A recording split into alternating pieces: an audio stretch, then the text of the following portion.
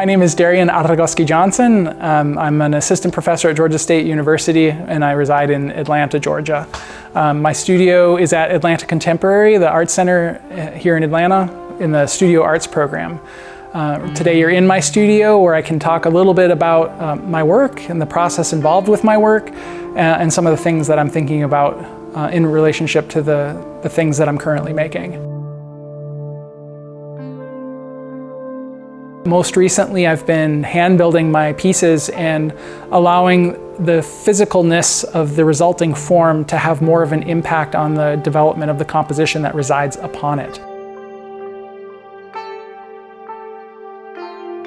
My process starts with me rolling out a slab of clay, and instead of cutting it and sort of dictating what I want that shape to be, that sort of shape that starts the creation of the form, I roll the slab and then fold the sides over and then roll and then fold. In that way, giving the material some voice.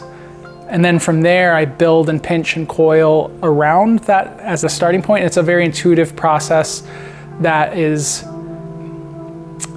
led by ideas of the body, and then that becomes the impetus for the development of the form from that point forward. The three-dimensional form is set in place, and then I roll out more slabs that are sized in relationship to the more three-dimensional component of the form, and then suspended over it from above and attached and located, and so that the physical form has an impact over the way that those slabs exist in space. And then from there, the sculpture has an influence over the two-dimensional composition that resides on the surface. So the clay is this wonderful medium in that it can talk about both the way it exists as a form in space, so its ontological existence, as well as having a surface that is in relationship and fused to that form. We are both physical entities, but we also have a phenomenological existence, an existence that's in our brain's interpretation of the information with which it senses. It's a poetic use of marks that create a conversation about memory, create a conversation about a change in perceptual experience.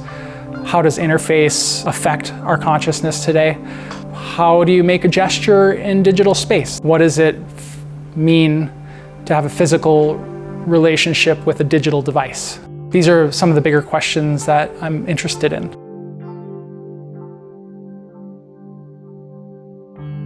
The square has symbolic meaning, the pattern of the square. So one, it points to the digital space. So it's the symbol used in Photoshop to point to the alpha state or to zero. So it means that there's no information on that particular layer. So it's another symbol for zero. And so that for me, it points to this language, this system of understanding, which is mathematics, and how when Fibonacci brought zero to mathematics, it fundamentally shifted that system of understanding, which then allowed mathematicians to develop new theories and work towards new ideas based on that fundamental shift. And so I think we're also experiencing, with the integration of interface in our society, a fundamental shift in visual language, and in a way, a shift in the way we understand things visually. And then the squares that are carved, and the discrepancy between the squares that are carved, and then they act as a transition when I paint these little shadows in to give it the illusion of depth, so that acts as a transition from the physicality of the form into the illusionistic two-dimensional information. That talks about being able to send tactile empathy into the future, so each square is carved by hand with a little loop tool versus being stamped. Like the way it would push in if it was stamped would be slightly different. And in knowing that, you can then empathize with the maker and sort of the meditative state that is evoked by engaging in a process like that.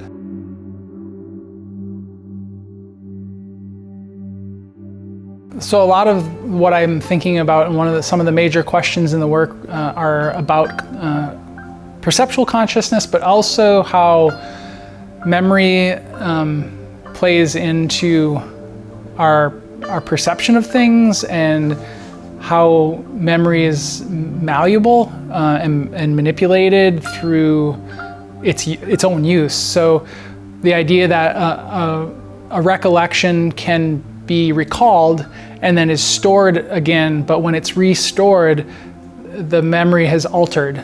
So the Canthal wire is inserted here. So I was talking about the breaks of the plane and how information is moved from one point to another, both internally. So like you recall a memory and then you store a memory, that idea that the information is coming from storage to conscious thought and then back from conscious thought to storage.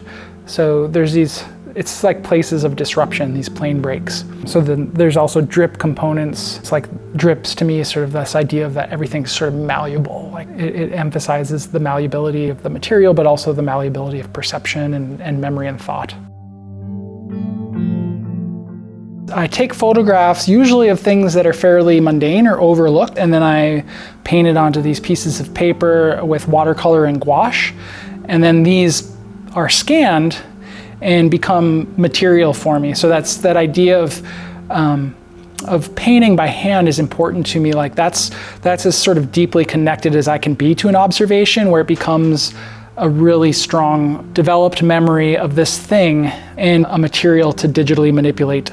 So essentially I then digitally paint with a painting. So then after these are scanned, they're brought into Photoshop and manipulated. And then once the digital composition is done, then they're turned into ceramic decals. So we have a decal printer at school, so the toner has been changed to a ceramic-based medium, which then transfers over to the surface of the piece and is fired on and fused to the surface.